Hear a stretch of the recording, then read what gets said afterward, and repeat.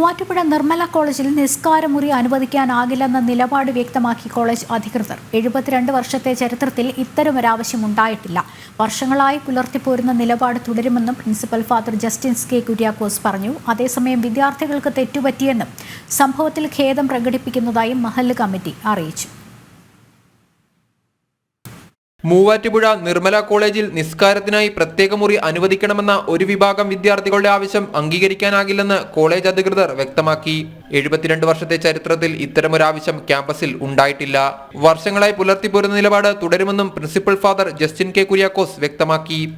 കോളേജിൽ പരിശോധിക്കുകയും അതിന്റെ അടിസ്ഥാനത്തിൽ ഇത്രകാലം കഴിഞ്ഞ 72 വർഷമായി നിർമ്മല കോളേജ് പുലർത്തി വന്നിരിക്കുന്ന അതേ നിലപാട് തന്നെ ശക്തവും വ്യക്തവും സുതാര്യവുമായി ആ നിലപാടിൽ ഉറച്ചു നിൽക്കുന്നു. അതിൽ ഒരു മാറ്റവും വരുത്തിയിട്ടില്ല എന്ന് പൊതുസമൂഹത്തെ അറിയിക്കുകയാണ്.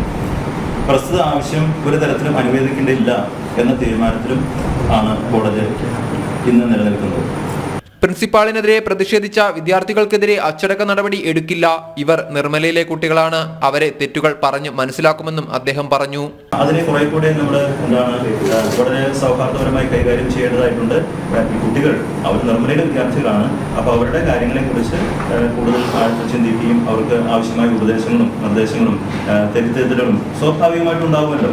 അത് മനസ്സിലാക്കുകയും അവരുടെ തെറ്റായ പ്രചാരണങ്ങളിലൂടെ മതസ്പർദ്ധ ഉണ്ടാക്കുന്ന നടപടികൾ ഒഴിവാക്കണമെന്നും പ്രിൻസിപ്പാൾ ആവശ്യപ്പെട്ടു. കഴിഞ്ഞ വെള്ളിയാഴ്ചയാണ് നിസ്കരിക്കാൻ കുട്ടികൾക്ക് പ്രത്യേക മുറി അനുവദിക്കണമെന്നാവശ്യപ്പെട്ട് ഒരു വിഭാഗം വിദ്യാർത്ഥികൾ കത്ത് നൽകിയത്. കോളേജിൽ നിസ്കരിച്ച വിദ്യാർത്ഥിനികളുടെ നടപടി ചോദ്യം ചെയ്തതിന് പ്രിൻസിപ്പാളിനെ വിദ്യാർത്ഥികൾ തടഞ്ഞുവെക്കുകയും ചെയ്തിരുന്നു. ജനം, കൊച്ചി.